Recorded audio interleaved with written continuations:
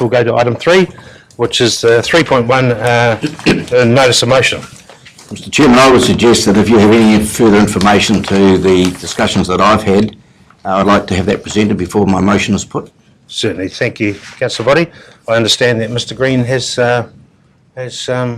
Chief Executive have some further information to that. Thank you. Motion. Thank you, Your Worship. So I've handed out to you this morning a wad of information, and unfortunately it is a relatively big amount of information to hand out at the last minute, and I acknowledge that. Reason for the lateness is that literally the last of the pieces only came through this morning about 10 minutes, I think it was, before we walked into the room. So what you have there, just to run you through, is you have some asbestos reports from a couple of New Zealand's experts talking about the Gareth, could you speak in the mic? The people at the back can't hear. Just want to clarify. Yeah, do you mind just speaking a bit? How are we hearing at the back there, Richard? Yep. Okay. So you have nice and loud. Thanks. So you have some asbestos reports from some of New Zealand's experts talking about the risk of the asbestos in the building, and I'll go through those in a little bit more detail in a second. You've got a letter from a employment and health and safety lawyer that that I asked for some information on around your liabilities, or our liabilities. And you've also got a letter from the Public Service Association, which was received this morning, the PSA being the union for a large number of staff in the building, and obviously New Zealand's largest union as well. So understand that you wouldn't have had a chance to have read those, so I'm just wondering, Your Worship, whether or not councillors may wish a few minutes, or whether or not you wish Gareth and myself to walk you through those documents. I think possibly give us, say, 10 minutes now, and we can just read them and then perhaps then walk us through. How's that sound? Councillors, are you happy with that? Obviously just tabled information this morning, so just to digest it a little bit, I think would be a good thing. Are there copies for the back? Yes, they've been handed out. Yep. Okay, so 10 minutes and we'll... So 10 minutes, but perhaps Mr. Green, you could just lead us through it. And, sure. And good morning, Mr. Gareth Robinson and Karen Baldazagu, part of the team here this morning. So nice to see you guys. Okay, Gareth. Thank you, Worship. So I guess before I get into that, I'd just like to preface the discussion by saying that us, staff, none of us want to leave this building. The decision that we're asking you to make today is not one that we want to do, and it's for a whole lot of different reasons, but as a CE, you've tasked me with building a culture of this organisation. Us being split into 5 different locations around the town centre is not something that's going to make my job any easier. We don't think this is fun, and we don't want to do this, but we are in a place where I believe, and we believe, that we've got no choice. I'm responsible for the health and safety of the staff of the organisation, and you are as well under the health and safety legislation, as you're aware. I take that responsibility obviously very seriously. I've got to. Regardless of your ultimate decision as to what you do with this building, the decision that you're making at the end of June, staff have to leave this building. So if your decision is the de minimis option, so just to remove the asbestos risk from the building and do the earthquake strengthening, during that construction phase, staff can't be in the building, so we have to leave the building. So this is really about a matter of timing. It's a matter of whether or not staff leave now or staff leave post you making whatever decision you make at the end of June. In terms of that, the mobilisation for change takes a long time. So what I mean by that is that we're already in the phase that we've been out talking to landlords and looking at alternative locations. If you were to make this decision today for us to relocate, it's going to take quite a considerable amount of time to fit the buildings out and to progressively move staff out. To move this number of staff, there's a whole lot of work that needs to be done, even from an IT fit-out perspective. So it's not a quick decision. The decision that you make today will still be going when you're making your decision as to where our ultimate home is going to be. I guess the question and the question is that's subject to the notice of motion is around the question of airborne asbestos.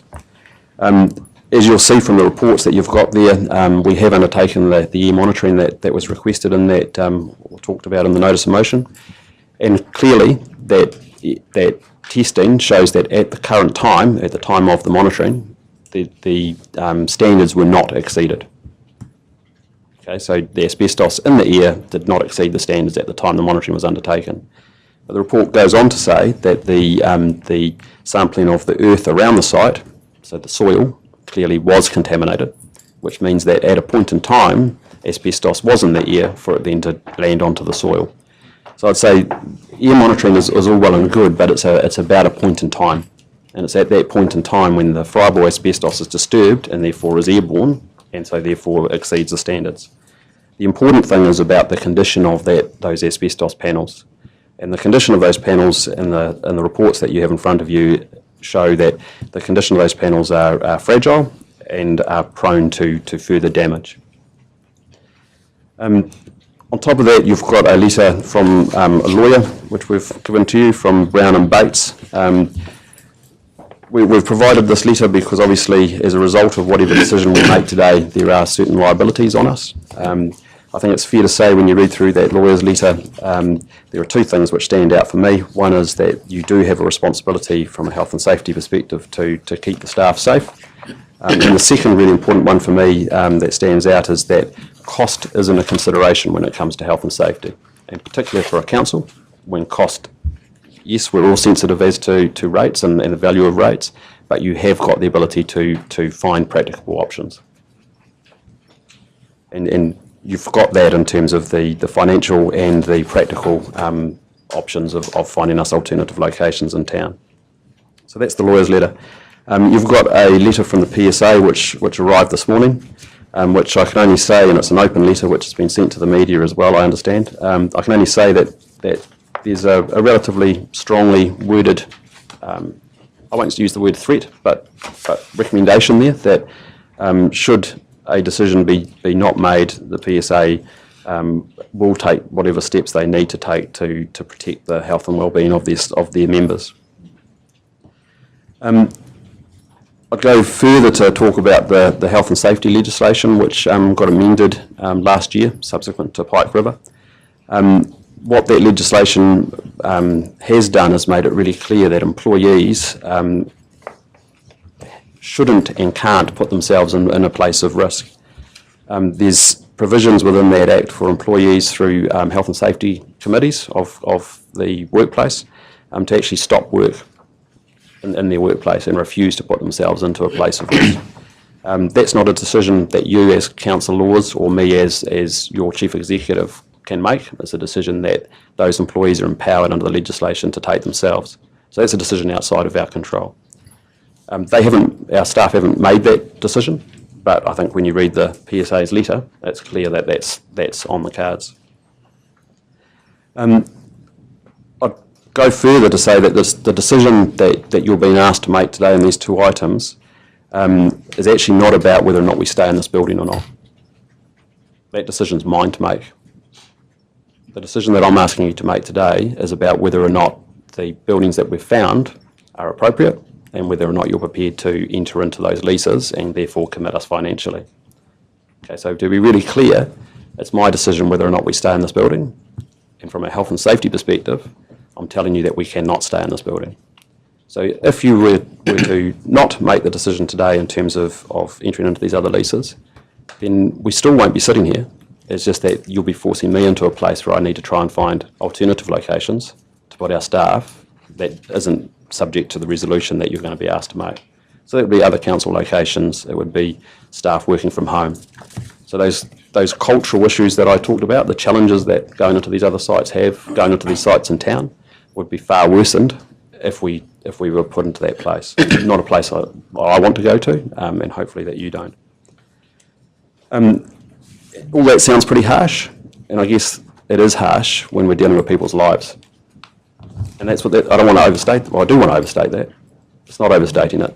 I think I'm aware, you're aware of people that are suffering from asbestosis at the moment. It's a condition which doesn't come, it's not something like a paper cut or a stubbed toe. It doesn't show itself immediately. So the decision that you make today won't come through today. The decision that you make today will be shown in 10, 20, 30 years' time, not when you're sitting around this table. I, for one, don't want to be the person that people look back to and say, that guy didn't do everything that he could for me. Not prepared to go there.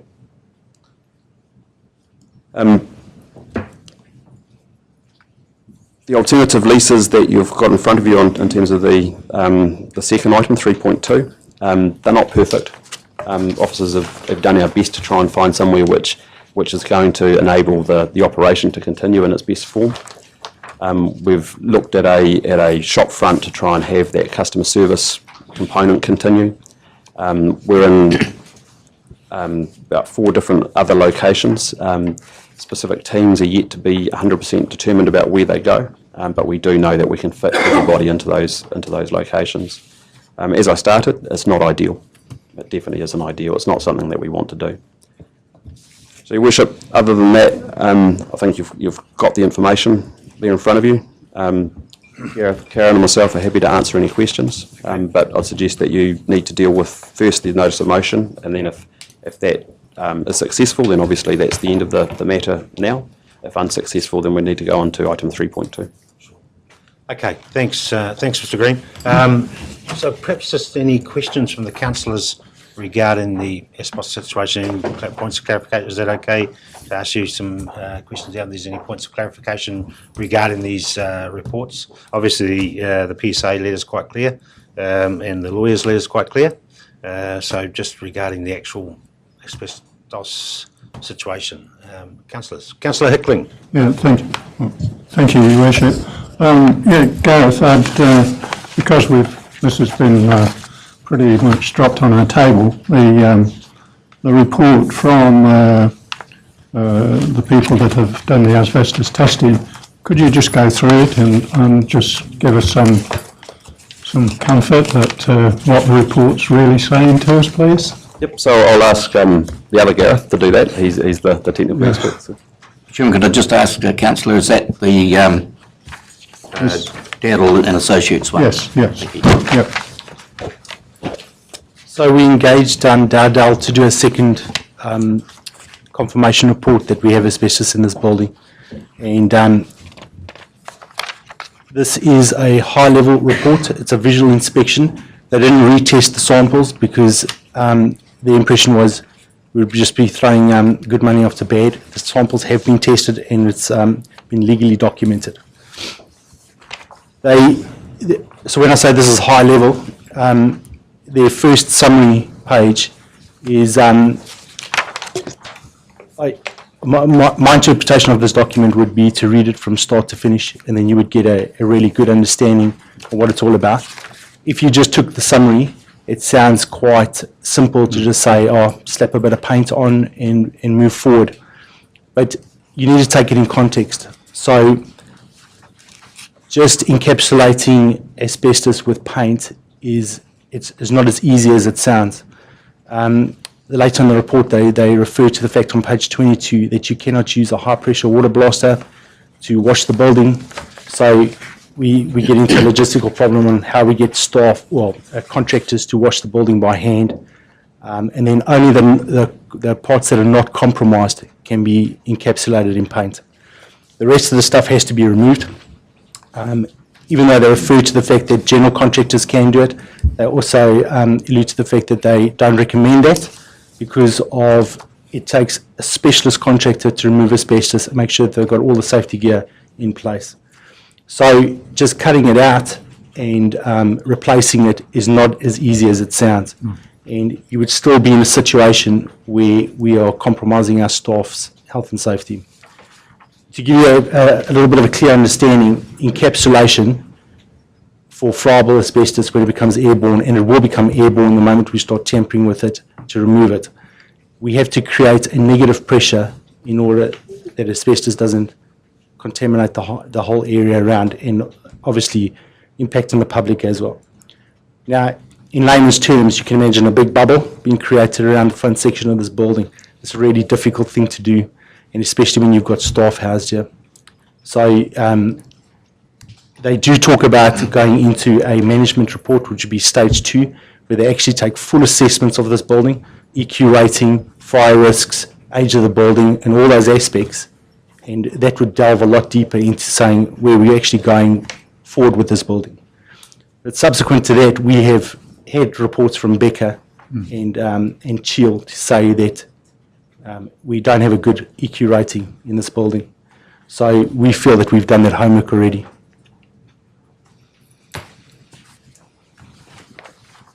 Councillor Hackling, have you got any? No, I'm okay, yeah, at the moment. Councillor Williamson. Through the chair, thank you, Gary. Is that negative, creating negative pressure, was that what they did, similar to what they were saying is what they did with the medical centre? Correct. Yes. Councillor Park. Sorry, Gareth Green. Just to clarify, you mentioned before, did I get it right, where you said that the soil showed contamination? So there has been airborne asbestos? Correct. Right, good, thank you. Just to clarify, there'd be no airborne asbestos at the moment, but as soon as something's disturbed, that creates the airborne. Correct. So it's about a point in time. So there has been, coming back to the councillor's question, there obviously has been airborne in the past, and for the soil to be contaminated the way that it is, and obviously that happened with the vandalism which happened there as well. Whether or not it's happened before or whatever, not sure. The moment that the asbestos is disturbed, then it becomes airborne for the period of time that it's in the air. And the visual inspections that you've got is that the asbestos is in a bad state at the moment. So it will be airborne at a particular point in time. Jim, thank you. A little bit disappointed to hear the comments made by Mr Robinson in regards to the painting. We had a meeting in the council's room on the 26th, I think it was, of last month, and you agreed with me that it could be painted. Now, there's certain actions that have to be taken, but the point is you can paint. The second question I've got to ask is one about airborne asbestos. Haven't I had a talk to Ward Demolition, the gentleman there, and I've told you this already, but for the benefit of the people at the back, that if you walk basically in any town or city in New Zealand, you would be exposed to probably more asbestos than standing in this building. So I'm just wondering, Mr Chairman, that when the asbestos and the soil was taken away, I think it was out the back here somewhere, they air monitored. What was the air monitor readings for asbestos? So they took all protective measures Yeah, they did, to, yep. to encapsulate that area, and that's why in the air monitoring there was no asbestos that was exposed. So they managed to remove the stuff without compromising the integrity of the asbestos. But the back building was in a little bit of a different scenario because of the fact that there were areas that hadn't been compromised and it was easily removed, whereas the front building, we are up high, these areas that have been compromised, so it becomes a lot more difficult to achieve that. So the external monitoring that was done within, if you like, a tent, rather than sitting out on the street corner to see what was in the air. So that's a different type of asbestos that was up in the back of the prefab. There was 4, 5 and 6. So they don't use an encapsulation to do it. They just do an open air monitoring system in the work area that they're working at. So the air monitoring system, when they did that job, showed no asbestos in the air. Correct, because they managed to remove it without compromising. Well, I've certainly taken the point of Mr Green's in regards of a point in time, but what point in time do we actually end up looking at? If we continue to walk around this building for the next 5 years, what would be the asbestos in the air versus anywhere else around town? So the fact that the front of this building is in a deteriorating state is what raises the concern for us. The back of the prefab wasn't in a deteriorating state. Thank you. Sorry, just, Your Councillor Worship, just to clarify also, if we get to 3.2, the prefab is a building that will still be used because even though it has asbestos, it's... It doesn't have asbestos anymore. We've taken it all away. Right, I understand. Thank you. Okay. So, Councillor Mr Chair, are we saying then that even when this building is clad wrapped to demolish, the staff in the prefabs will still be working there and safe in that environment? So we're hopeful of that, but that won't be able to be finally determined until closer to the time when we know what the scope of works are that you're doing. There'll be two parts of that. One is safety, which the advice so far is that yes, we could.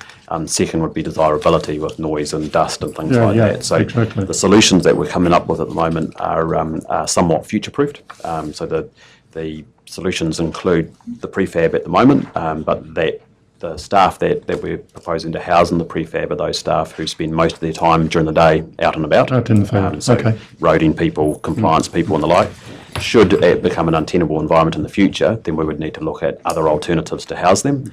And within the suggestions that we're putting to you today with those leases and other council facilities at Owen Delaney Park, the depot, etc., we could temporarily house them. It would be one step less favourable again to what I'm putting to you today.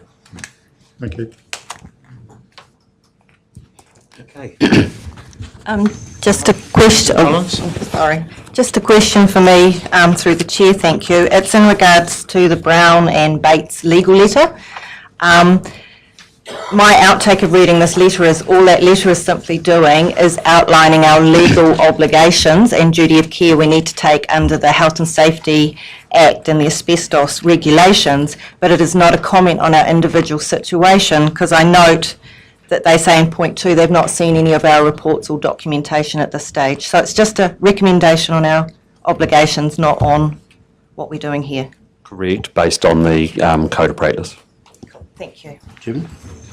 Councillor Boddy? Could also follow up Councillor Jolin's comments on this letter, because if we go to 8 on the second page, we appreciate the asbestos is not currently airborne.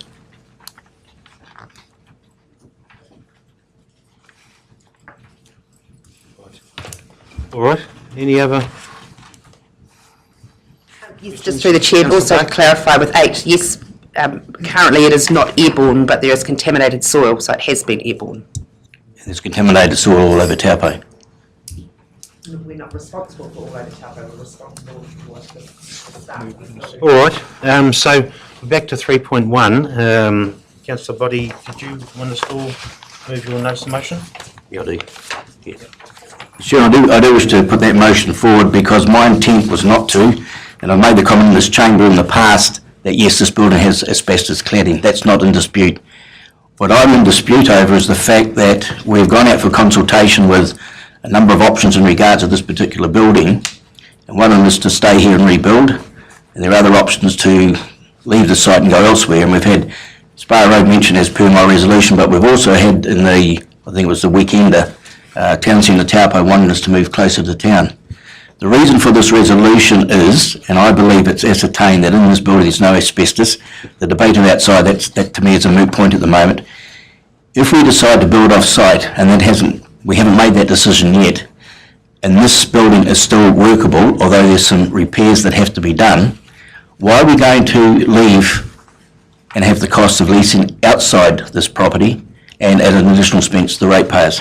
So that's why I've, as you said by that resolution, about we haven't made our decision yet which way we're going, and I believe until we do, till the consultation has taken place, we don't take up those leases, hence my resolution. Thank you, Councillor Boddy. Are you moving that resolution? I'm moving it. Moving it. I'll call for a seconder. Seconder. I'll second it, and I just would like to make a comment in support of Councillor Boddy's comments. Look, I don't think there is any doubt in this room that we need to do something, and we need to protect our staff, and at some stage, whether we rebuild in here or we move somewhere else, we're going to have to relocate our staff. But looking at our obligations under the Health and Safety Act, what I haven't seen from Council is that actually an asbestos management plan. We've got a whole lot of documents that have come in at the last minute, but we actually have a responsibility to develop a plan which covers many different aspects. I've sort of had a bit of a look through this myself, not being an asbestos expert, but there are all sorts of things we need to do. We need to develop a management plan that looks at our processes, how we're going to manage accidents, incidents, how we're going to talk to our staff. And I think we're operating a little bit in a vacuum with a lack of information at the moment. So I'm also concerned that we don't have a robust plan. And I know that relocation is going to be an option, but it also does impose risks for our business, for our level of service that we're going to offer our community, and it is going to expose our staff to a whole raft of other health and safety risks.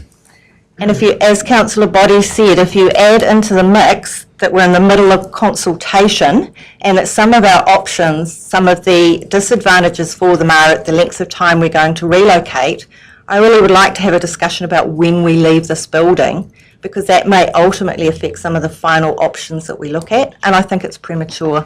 So I will support Councillor Boddy's motion. Councillor Body. Councillor Johns, sorry. Okay, anyone want to speak against resolution? Councillor Park?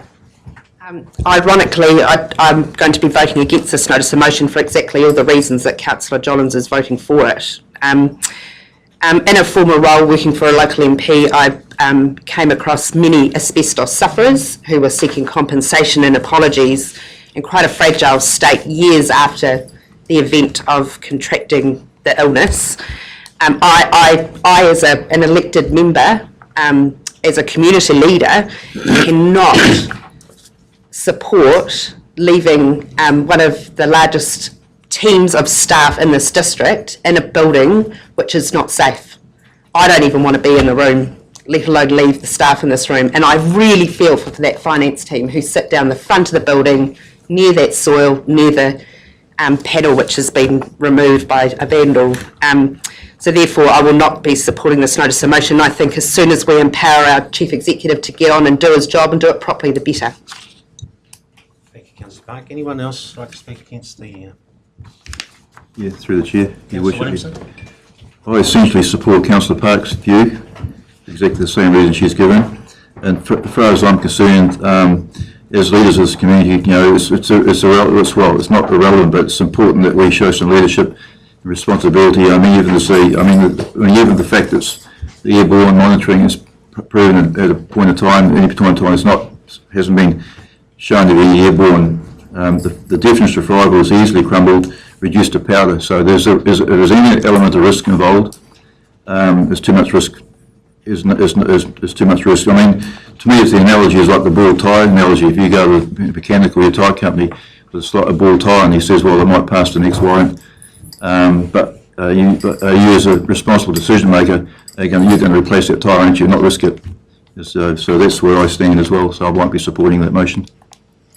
Councillor Williamson. Councillor Rankin? I agree with my two previous colleagues, and I'm amazed that we would be willing, over some dollars, and that's what we're talking about, to put the lives of our staff at risk. I'm horrified by it. I think we've got a courageous Chief Executive, because it isn't easy in the public out there. They've all got a view about what we should do and what we shouldn't do, and some of it is incredibly emotional and very, very harsh, and it's not taking into consideration the safety of our staff. I think he is courageous. I think he's going to make the right decision, and I know that the culture he's been building here, which is fantastic and really benefits the public, is at risk in moving, and he understands that, but he hasn't got a choice. So I will be voting against the motion. Thank you, Councillor Rankin. Anyone else? Okay, go back to the original mover of the suggested motion. Would you like to make any rounding comments? We'd just like to make a summing up. It's rather interesting, and it was raised at the risk management meeting yesterday by our chairman as to why it took 6 months after the August readings for us to get where we are now. And then I'd like to ask Councillor Park in regards of the monitoring that was done that came out at 0.01, which is no risk for those downstairs officers, would make her believe that the soil outside is going to have an effect. I've said before, and I repeat again, I know this building has a problem with asbestos cladding. There's asbestos in the building, or the cladding's on the outside. What I'm attempting to do is to come to the realisation that if we do go and build off-site, at least we've got something to work through or work in until that building's complete.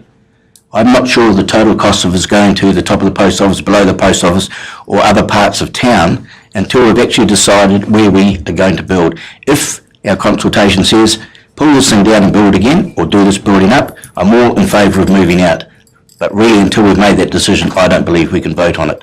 So that's the reason for my motion. Thank you, Mr. Chairman. Thank you, Councillor Body. All right, I'll put the notice of motion. Can I ask, as per page number 1, all those in favour, please say aye.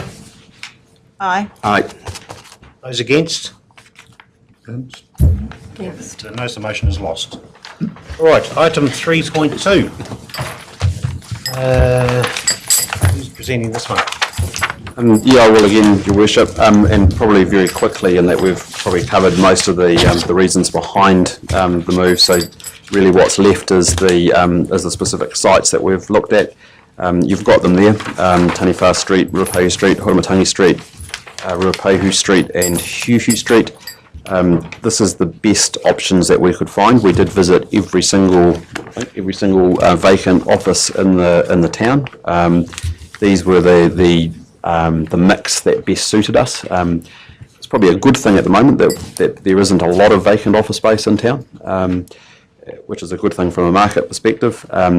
So other than this, there is one other large property which is not on our list here, which we did look at, and unfortunately the price of that wasn't competitive, if I say it delicately enough.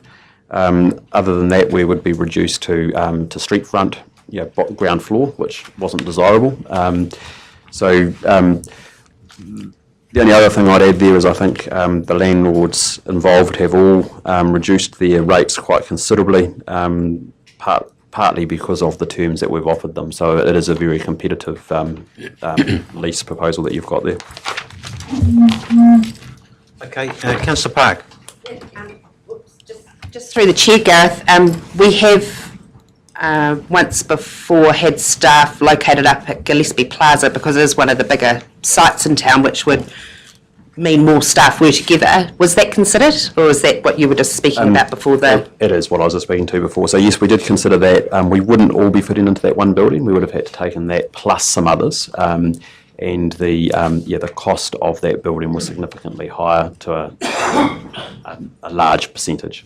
Well, it's going to lend the rumours then, won't it? Because they're doing work on the building at the moment, and I think everyone, all the conspiracy theorists, thought that it was a done deal. So the work that they're doing there at the moment is earthquake strengthening of that building. Right. The only other thing I wonder about is accessibility for the public to council meetings and workshops and whatnot. What was the plan around that? So accessibility for the customer service, obviously the pumpkin patch will be the main area for our customers to come to, and the mayor and meeting spaces will also be located above the post bank there. And that doesn't provide space for council meetings, to be really frank. So we do, in the next stage of this, would be looking at what do we do in terms of that, and I'd like to have a conversation with you guys collectively about that offline. So the options are that we either dedicate a space, and we've been looking at some options for that around, say, Owen Delaney Park or similar, that we could dedicate as a meeting space such as this. Alternatively, we could go into a cyclic sort of process that we use different venues in different months. So, from Acacia Bay Hall, Kinloch Hall, things like that. So that's a discussion that I'd need to have with you. But to be really clear, this proposal does not include space big enough and appropriate enough for the chamber. So the public interface will be The old pumpkin patch building. next to the post office. That's correct. Okay, cool. So the reason for that is that the pumpkin patch building obviously has a shop front. We can set up a customer service centre, have desks for drop-in or for hot desking for relevant staff that have the most contact with the public. There'll be some meeting space there, and then the likes of yourself, your worship, will be in the building above that, which is connected by a stairwell. So it's as close as possible to being one building. All these other sites, say once someone wants to come and see the chief engineer or whatever, they're quite accessible to the public still. The process will still be to come through that pumpkin patch, so that'll be our number one point of contact for the public, and it'll be for staff, and that's why we've tried to keep them quite tight, but in a sort of a hub and spoke model, so that the staff will be the ones doing the walking back to that key central location. So our physical address will be the pumpkin patch store. Yeah, thank you, Mr. Green. What's the position in regards of parking for staff and councillors?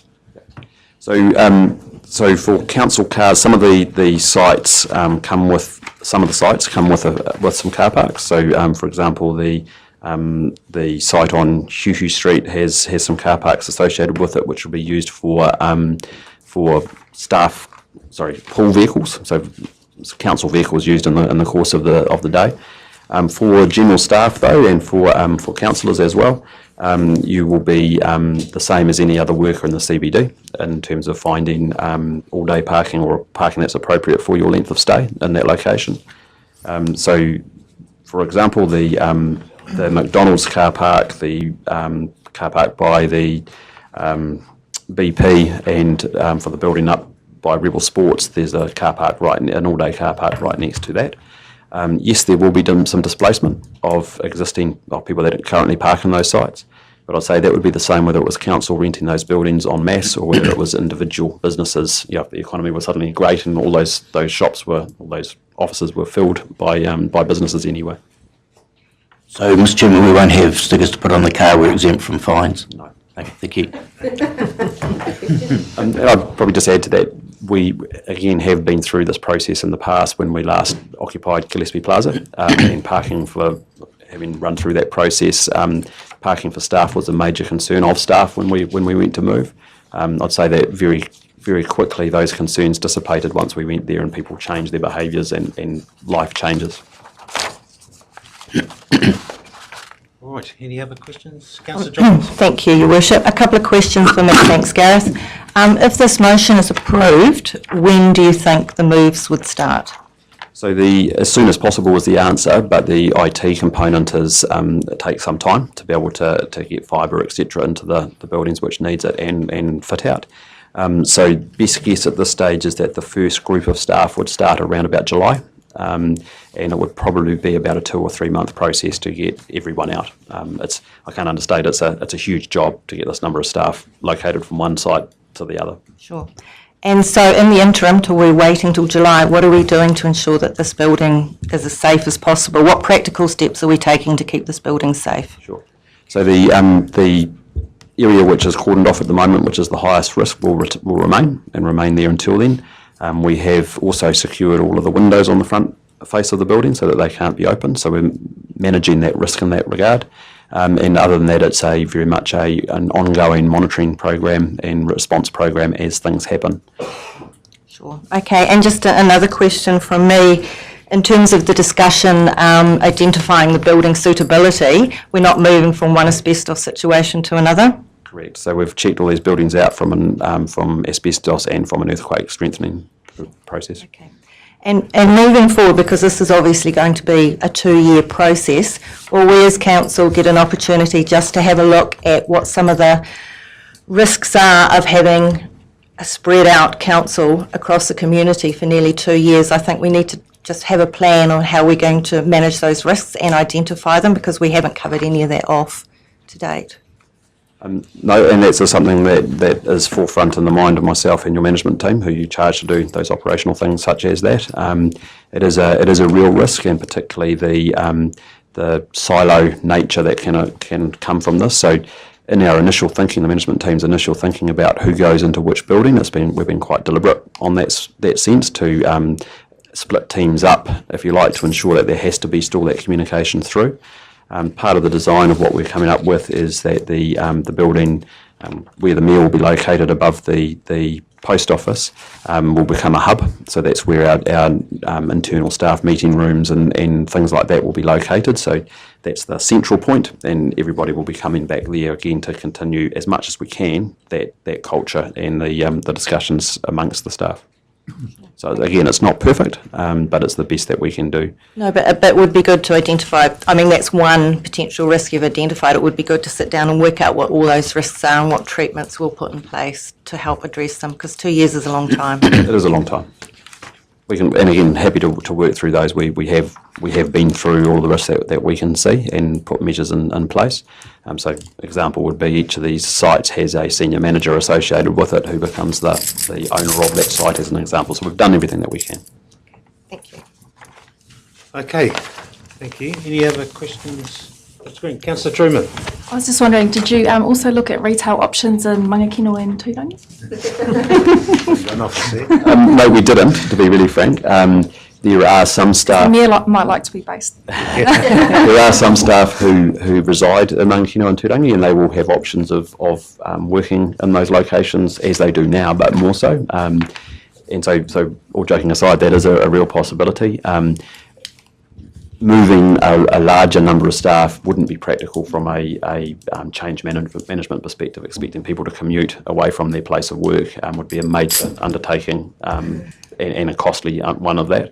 But one thing that we are doing is we've been looking at our technology offering anyway across the business, and so we're very much looking at how we can enable that mobile working so that people can work from one space to another, whether they're in these buildings or elsewhere, and Mangakino and Turangi come into that. So part of that process, part of that thinking, and back to Councillor Jolin's question before, is that each of these sites will have hot desks located in them, and so that if somebody's got a meeting with a colleague with an hour gap in between, they can still fill that time working in the other building.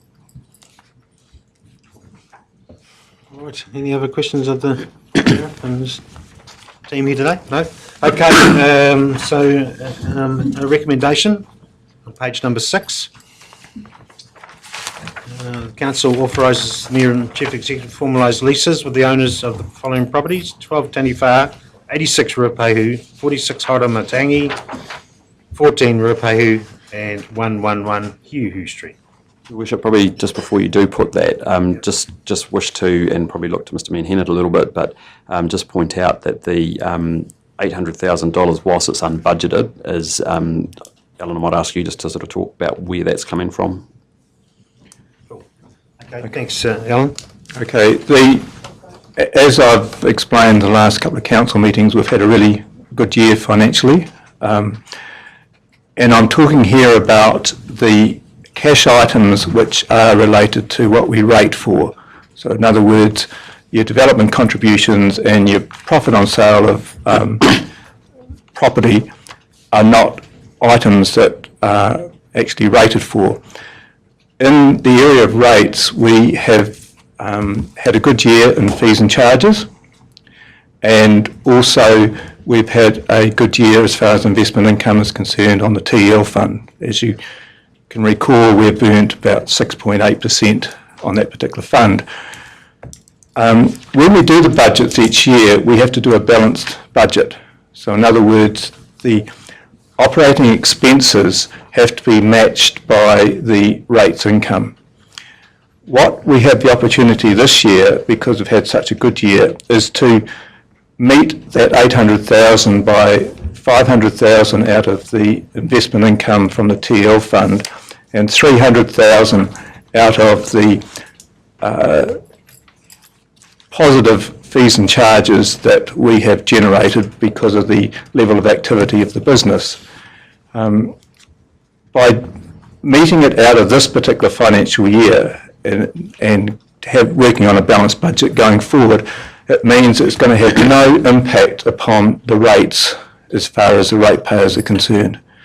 That was one of our underlying criteria to try and achieve a relocation without an impact on rates. So as far as the draft annual plan is concerned for next year, we have a 2.4% rate increase. That will not change as a result of this relocation. Okay, thanks, Alan. Any questions of Alan? Jimmy, just some clarification on our development contributions. Did you mention that it's going to come out partly funded by that? No, I said when you look at our monthly financials, it's positively impacted by the increase in development contributions up and above what we budgeted for, and also as far as the sale of the properties. I have moved those out because they are not rates related. So what we're actually meeting this liability out of is, in theory, rates related, but because of the positive year we've had, there will be no rating impact. Thank you. Through the chair. Councillor Williamson. Thank you, Mr Manhennett. Are you able to give us a bit of perhaps it's a low level overview of what the rates impact will be if we go for the full rebuild over the next 2 or 3 years, be on the rates? At this stage, until decisions are made, we're not in a position to say what the rating impacts will be. Thank you. I think at a previous council meeting I did indicate that a complete rebuild without any sale of additional property was about a 2% rate increase. It's total spread over 3 years. Mr Chairman, could I just ask, that's an average 2% because it'll be from the general fund, general rate? That would be out of the general rate, yes. But it would be an average. Because it's not impacted by targeted rates. No, but it's an average of the general rate. Some might have $1 increase, some might have $10 increase, but it's an average. Yes. Yes, thank you. I'm sorry, Mr Manhennett, just to clarify, that would be over a period of years, not just a 1 year. Oh, correct, Right, yes. thank you. So what we tried to do is have a zero impact on rates for the relocation. And it's because you've had such a good year that we've been able to achieve that. Just through the chair, a quick question Mr. for me Johns. of Mr Menhennan. Look, I'm really pleased that we've found a way to be able to achieve this, because at the end of the day, it wasn't about cost, it was about what we needed to do. But I did have a question regarding the Treasury Management Policy and using income from the TEL fund to fund operating costs. We're not contravening our policy? No, we're not contravening our policy at all. Good. Cool. All right, thank you, Councillor Jolland. Thank you, Mr Menhennan. No other questions or queries? I'll put the recommendation there. Mr Chairman, I lost my resolution, but I'm fully in supportive of looking somewhere to move to, so I will be supportive of this Happy to resolution. move that, Councillor Body? I'll move that. Yes, Councillor. Okay, moved by Councillor Body, seconded by Councillor Hickling. All those in favour, please say aye. Aye. Those against? Carried. Right, I think that brings to a close. Councillor Truman, thank you very much, everyone, for coming today. And David, yes, there's a workshop that's public out of this, isn't there? Yes. We'll let the people know in case they want to stay. yep, we have a workshop coming up regarding the Auburn and CBD traffic investigation. Quite a topical subject at the moment. If everyone wants to stay around. Might not hear you, David. Development there. Councillor Truman, can I ask, please, for